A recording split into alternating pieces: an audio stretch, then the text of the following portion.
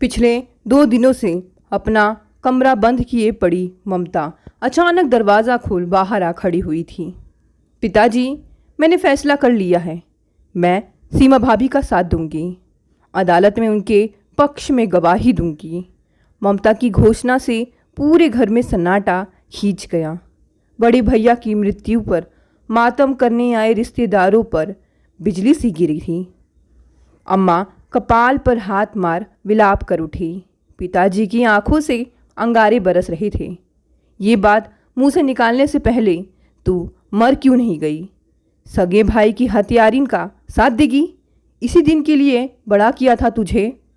न्याय और अन्याय की समझ देने के लिए आपकी आभारी हूँ बाबूजी। कुछ देर ठंडे दिमाग से सोच कर देखिए। उनकी जगह आपकी बेटी होती तब भी क्या आप ऐसा ही सोचते?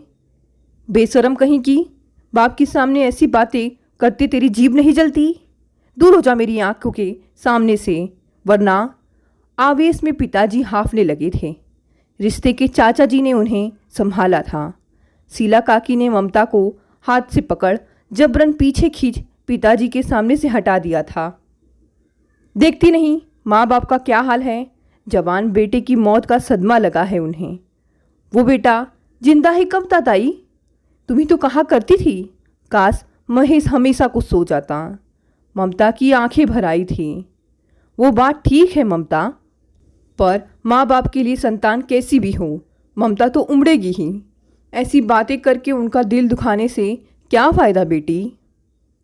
सीमा भाभी भी तो किसी की बेटी है काकी। अरे उस अभागिन के माँ बाप होते तो क्या इस नरक में उसे झोंकते? तू क्या समझती है मुझे उस पर तरस नहीं आ रहा? पर इस वक्त कुछ कहना ठीक नहीं। ठीक क्यों नहीं काकी? पिछले 2 दिनों से भाभी पुलिस कस्टडी में हैं। उनके साथ न जाने क्या हो रहा होगा और हम सब इस साजिश में शामिल हैं। ममता सचमुच रो पड़ी थी। मैं तेरी बात समझती हूँ बिटिया। उस अभागिन के अपने चाचा भी तो उसे हत्यारिन कह अपना पीछा छुड़ा गए। न जाने क्या क्या सहना है उसकी किस्मत में। भगवान दुश्मन को भी ऐसी तकदीर ना दे। काकी ने आंचल से आंसू पोंछ डाले थे। कुर्सी पर निढाल पड़ी ममता की आंखों से आंसू बह रहे थे। सारी बातें बार बार याद आ रही थी। बड़े भैया की शादी के बाद से उनके कामों का दायित्व सीमा भाभी को सौंप माँ निश्चिंत हो गई थी। पति को नहलाने धुलाने से लेकर कपड़े पहनाना, खाना खिलाना पत्नी का ही कर्तव्य है। ये बात माँ ने उन्हें अच्छी तरह से समझा दी थी। माँ उन्हें 2 बार स्वयं सिद्धा पिक्चर दिखा लाई थी। बार बार समझाती, पत्नी के प्यार और त्याग से पति ठीक हो सकता है। अब महेश को तुझे ही संभालना है बहू। भोली भाली सीमा भाभी मुंह नीचा किए निःशब्द माँ की सीख सुनती रहती थी। माता पिता विहीन सीमा ने चाचा के घर नौकरानी की तरह काम कर दिन काटे थे। उस पर भी चाची को उसकी 2 रोटियां भारी थी। सबके खा पी चुकने के बाद बचा खुचा उसके सामने फेंक दिया जाता था। माता पिता एक साथ रेल दुर्घटना में उसे अनाथ बना चाचा के सहारे छोड़ चले गए थे। तब वह 5वीं कक्षा में पढ़ती थी। बस वही मेधावी सीमा की शिक्षा को विराम लग गया था। चाचा के बच्चों को स्कूल जाता देख सीमा का मन मचल उठता था, पर भगवान ने उसे असीम धैर्य दिया था।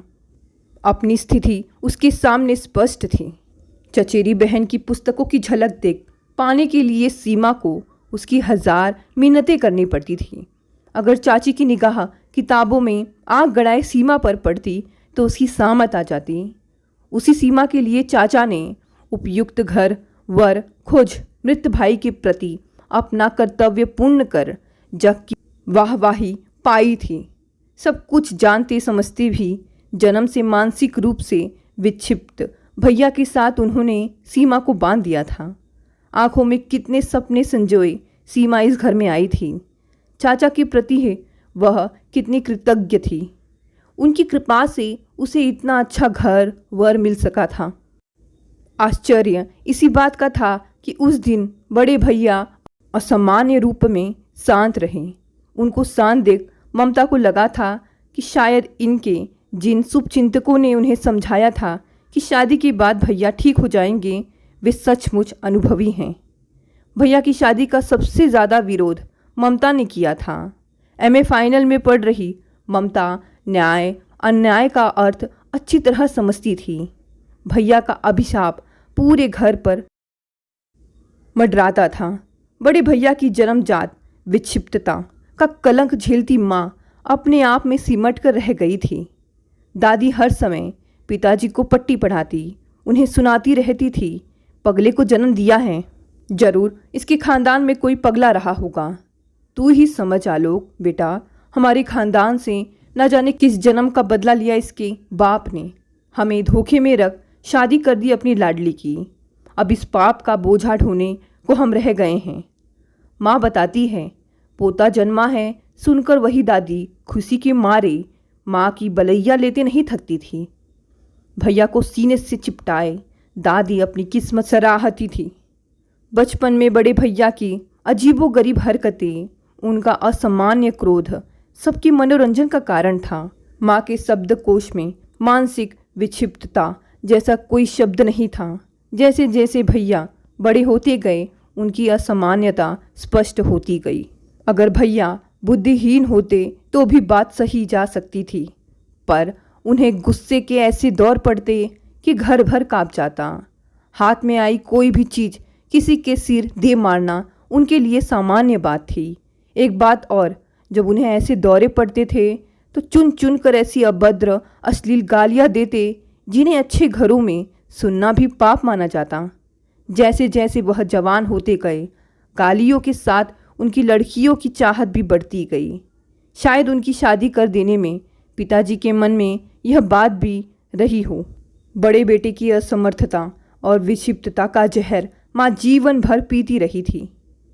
ऐसे बेटे के साथ कोख से और बच्चों को जन्म देने वाली माँ की हिम्मत पर ममता को आश्चर्य होता है। अगर वह भी भैया जैसी होती तो। उस समय भी इस कल्पना से ममता को कपकपी सी आ गई। 8 बच्चों में से बस भैया और ममता ही जीवित बचे थे। विधाता के इस क्रूर मजाक को माँ कभी नहीं भूल पाती। काश उनका एक भी बेटा जीवित बच पाता तो दादी का सपना पूरा करता। दादी भी बड़ी शाद थी।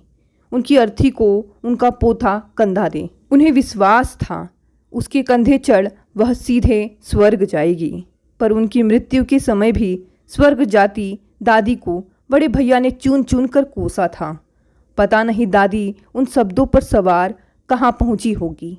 बचपन से भैया का चीखना चिल्लाना सुनती सुनती ममता बड़ी हुई थी। मोहल्ले पड़ोस के लोगों के लिए भैया का अनर्गल प्रलाप मनोरंजन का साधन था।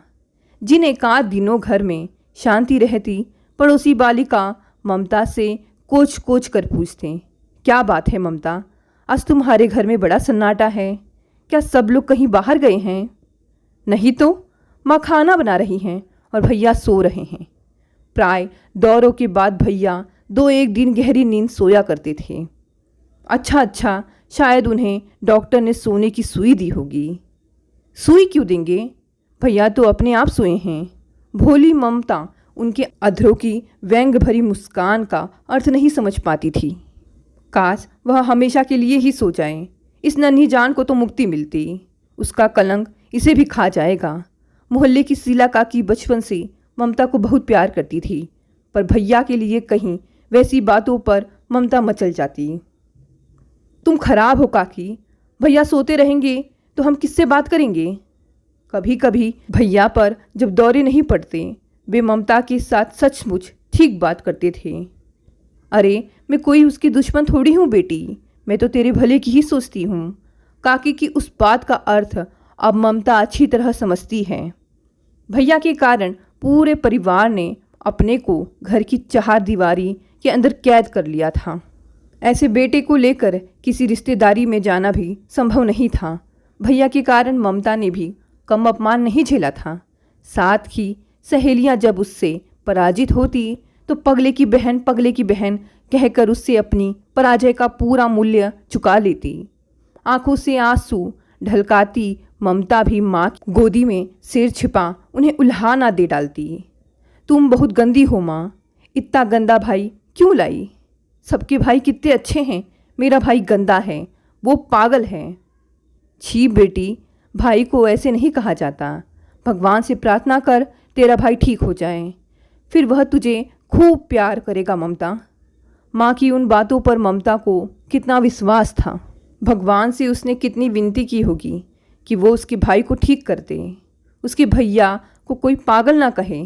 पर भगवान ने उसकी कहाँ सुनी थी। जैसे जैसे ममता बड़ी होती गई, भाई की विक्षिप्तता उसे विचलित करती गई। बचपन में भाई जब चीखता चिल्लाता, वह कौतुक से उस दृश्य को देखती। कभी कभी पिताजी मोटा डंडा उठा उनकी पिटाई भी कर देते। उस समय उसका बाल हृदय भाई के लिए करुणा से रो उठता। एक बार उसने पिताजी के हाथ में अपने दांत भी गड़ा दिए थे। बदले में पिताजी का करारा थप्पड़ उसके गाल पर पड़ा था। समझदार होती ममता के सामने स्थिति स्पष्ट होती गई थी। उसका परिवार और उसे अलग क्यों है, और सामान्य भाई के लिए उसके मन में करुणा के साथ साथ आक्रोश भी उभरता था। भैया के सामान्य रहने का अर्थ गाली गलौज बंद रहना होता था। किसी के प्रति उनके मन में प्यार या ममता जैसे भाव नहीं थे। युवा होती ममता को भाई एक खतरनाक जीव सा लगने लगा था। वह प्राय उसके सामने पड़ने से कतराती। एक दिन शीला काकी ने माँ से कहा था, बहू, ममता को महेश के पास अकेले मत छोड़ना, तू तो सब समझती है, महेश में कोई समझदारी तो है नहीं। उस दिन से माँ भी ममता के प्रति विशेष रूप से सतर्क रहने लगी थी। स्वयं ममता कितना डर गई थी। एक बात के लिए ममता माँ, पिताजी और दादी को कभी माफ़ नहीं कर पाई थी। उन्होंने भैया को मेंटल हॉस्पिटल में सबके लाख समझाने के बावजूद भर्ती क्यों नहीं करवाया। शहर के डॉक्टर की दवा से उन्हें नींद भले ही आ जाती, पर उनकी विक्षिप्तता में कोई अंतर नहीं आता। डॉक्टर का कहना था, भैया के मस्तिष्क की बनावट में जन्मजात जो कमी है, उसकी क्षतिपूर्ति संभव नहीं। ममता पिताजी से बार बार भैया को किसी मेंटल हॉस्पिटल में भर्ती कराने की विनय करती, पर अस्पताल में भेजने के नाम पर ही माँ अन्न जल त्याग रोना शुरू कर देती। स्वयं पिताजी की भी यही दलील थी कि लड़के को पागल खाने में भर्ती कराने से परिवार का सम्मान मिट्टी में मिल जाएगा। लोग क्या कहेंगे, वर्मा जी का बेटा पागल खाने में है, लड़की की शादी मुश्किल हो जाएगी। पता नहीं पिताजी ये कैसे सोच पाते थे कि भैया के घर में रहने से ममता की शादी आसानी से हो जाती। बैंक की एक मुस्कान ममता के होठों पर तैर आई थी। घर के असामान्य वातावरण, भैया के चीखते चिल्लाने का आक्रोश ममता के कॉलेज की डिबेटों में उतर आया। विरोधी पक्ष की बात इस तरह काटती कि उनसे कोई जवाब ही न बन पाता। ऊपर से बेहद सामान्य और शांत दिखने वाली ममता के अंतर में अंधड़ सा चलता रहा।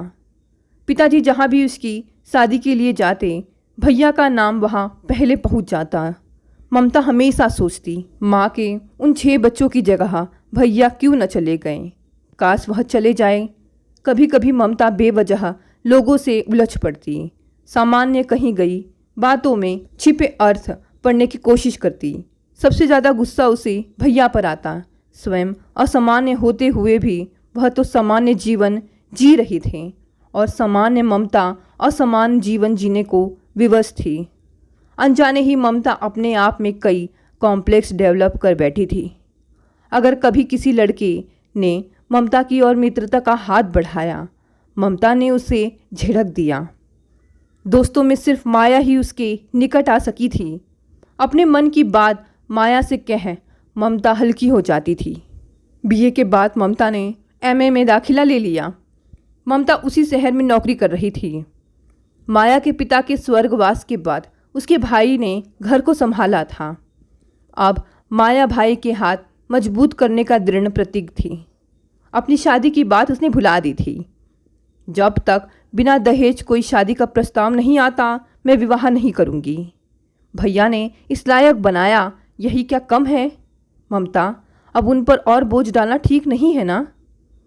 कितनी बार ममता सोचती, काश उसके भैया भी माया के भाई जैसे होते। दृढ़ निश्चय के साथ आंसू पोंछ ममता उठ खड़ी हुई थी। इस समय माया की उसे सख्त ज़रूरत महसूस हो रही थी। दरवाज़ा खोलते ही उड़े उड़े चेहरे, अस्त व्यस्त वेशभूषा के साथ खड़ी ममता को देख माया सिहर उठी थी। अरे ममता, क्या हुआ? तबीयत तो ठीक है? सब बताती हूँ माया, पहले अंदर तो आने दे। ममता को अंदर आने की राह दे माया ने दरवाज़ा बंद कर दिया था।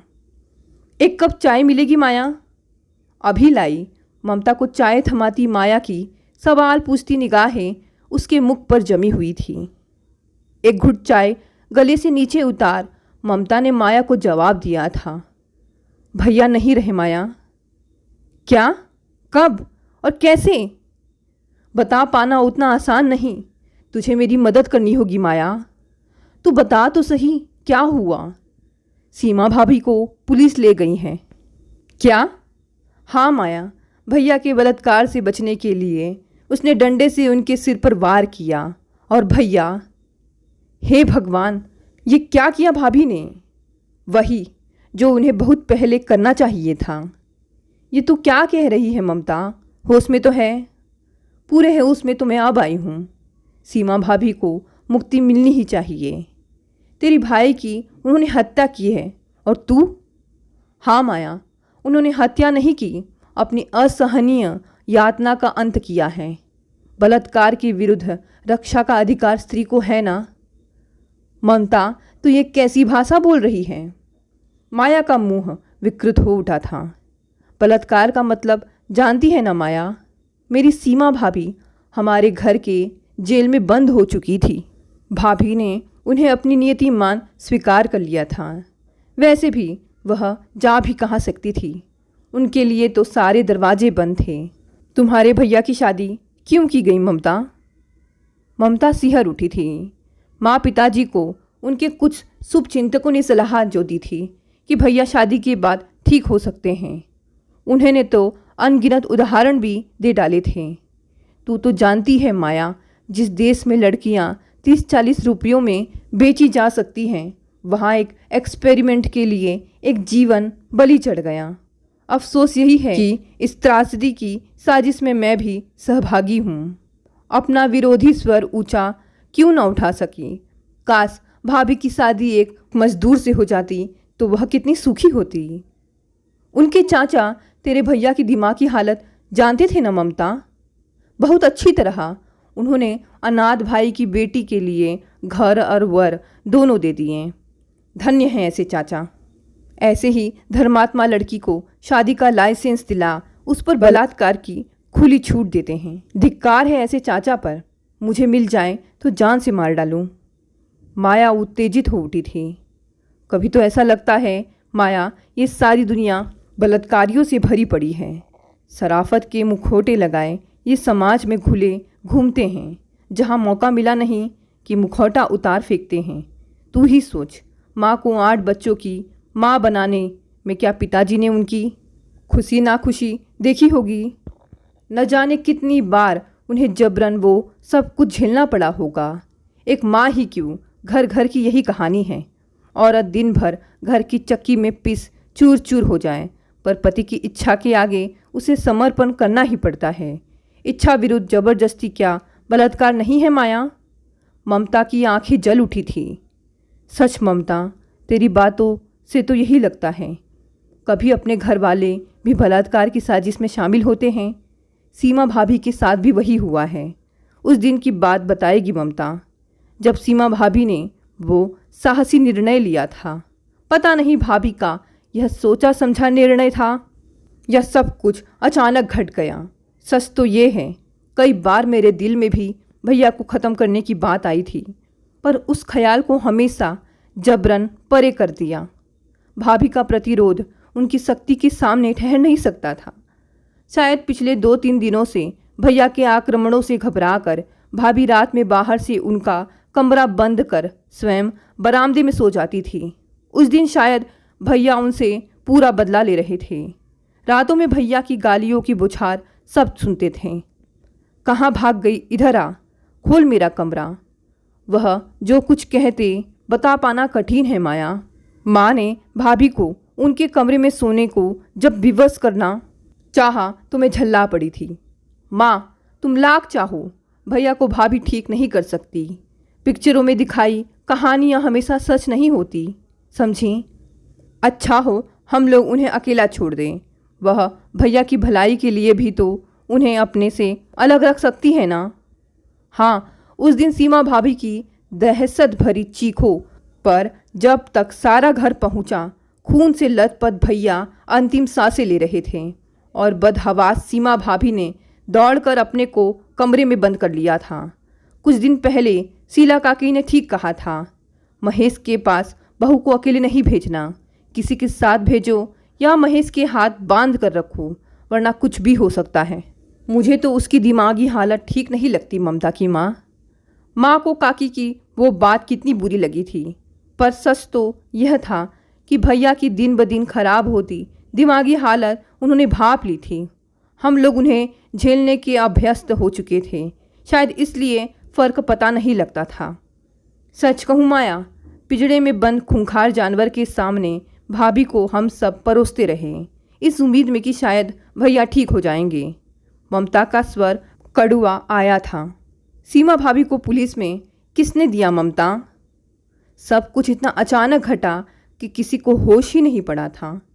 पड़ोस के रमेश ने फ़ोन करके पुलिस बुला ली थी। उत्तेजित पिताजी ने सीमा भाभी के खिलाफ रिपोर्ट लिखा दी। कोक जाए के लिए माँ पिताजी वकील थे, जिसकी ज़िंदगी मौत से बदतर थी, जिसके मरने की मन ही मन सब कामना करते थे। मौत के बाद वह कितना प्रिय हो उठा था बता नहीं सकती। बेचारी सीमा भाभी, उनका क्या होगा? उनकी मदद हमें करनी है माया। मैं भरी अदालत में भाभी के ऊपर हुए अत्याचारों को बताऊंगी। वे निर्दोष हैं, दोषी हम लोग हैं जिन्होंने उन्हें इस स्थिति तक पहुंचाया है।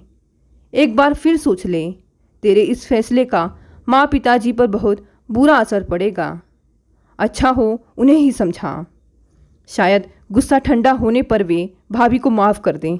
उन्हें समझा पाना असंभव है माया। बेटे की मौत से वे बदले की आग में जल रहे हैं, पर मैं सीमा भाभी को इस आग में नहीं जलने दूंगी। ये मेरा पक्का फैसला है, भावुकता नहीं। अगर अदालत ने उन्हें छोड़ भी दिया तो वो कहाँ जाएंगी? ममता, दुनिया बहुत बड़ी है माया। किसी महिला संस्था में कहीं ना कहीं उन्हें शरण जरूर मिलेगी, पर उनके माथे पर हत्या का कलंक लग गया है। समाज उन्हें जीने नहीं देगा। लंदन में यही भारतीय स्त्री अत्याचारी पति को जलाकर मुक्ति पा सकती है, अपना नया जीवन जीने को स्वतंत्र है। फिर यहाँ वैसा क्यों संभव नहीं है माया? इसलिए ना कि हम लड़कियों को बचपन से ही पति की दासी का रोल निभाने की ट्रेनिंग दी जाती रही है। लड़कियों की इस भूमिका में बदलाव लाना है माया। मैं उन्हें अपने पास रखूंगी, उसके लिए किसी का भी विरोध सह सकती हूँ मैं। पर भाभी के प्रति प्रायश्चित तो करना ही है। वह अपने पांवों पर खड़ी हो जाए, यही मेरा उद्देश्य है। तू मेरा साथ देगी न माया? मैं तुझसे कब अलग रही हूँ ममता? बता क्या करना होगा? उत्तेजित ममता को मुग्ध दृष्टि से ताकती माया के स्वर में दृढ़ निश्चय था। सबसे पहले हम एक वकील करना होगा। भाभी को तुरंत जमानत पर छुड़ाना जरूरी है। एक बात और, अभी मेरे पास भाभी को रखने की कोई जगह नहीं है। उन्हें अपने घर रख सकोगी माया? मुझे कॉलेज में जॉब मिल रहा है, वही क्वार्टर भी मिल जाएगा, तब तुझे परेशान नहीं करूँगी। इसमें परेशानी की बात नहीं है माया, पर तेरी नौकरी पर सीमा भाभी की वजह से कोई आँच ना आ जाए। माया शंकित थी। नहीं, उसके लिए मैं पूरी तरह से निश्चिंत हूँ। कॉलेज की प्राचार्य मेरे जीवन के इस कड़वे सत्य से अच्छी तरह परिचित हैं। सच कहूँ तो उन्होंने हमेशा मुझे हिम्मत दी है, वरना मैं अपनी कुंठाओं में जकड़ शायद कुछ कर ना पाती। उन्होंने मेरी कुंठाएं दूर कर मुझे आत्मविश्वास दिया है। तब क्यों ना हम उन्हीं के पास चलें? वही किसी अच्छे वकील की व्यवस्था कर देंगी। उनका अनुभव हमारे लिए ज़रूरी है ममता। हाँ, यही ठीक रहेगा। वैसे भी अपने इस फैसले के बाद वापस घर तो लौट नहीं सकती। मेरे रहने के भी उन्हें ही व्यवस्था करनी होगी। मुंह पर आई उत्साह की चमक के साथ ममता प्राचार्य के घर जाने को उठ खड़ी हुई थी। दोस्तों, ये कहानी यही समाप्त हो गई। अगर कहानी पसंद आई तो इसे लाइक, शेयर और कमेंट करें। और अगर आप नए हैं तो इस चैनल को भी सब्सक्राइब कर लें। धन्यवाद दोस्तों, मिलते हैं अगली नई कहानी से।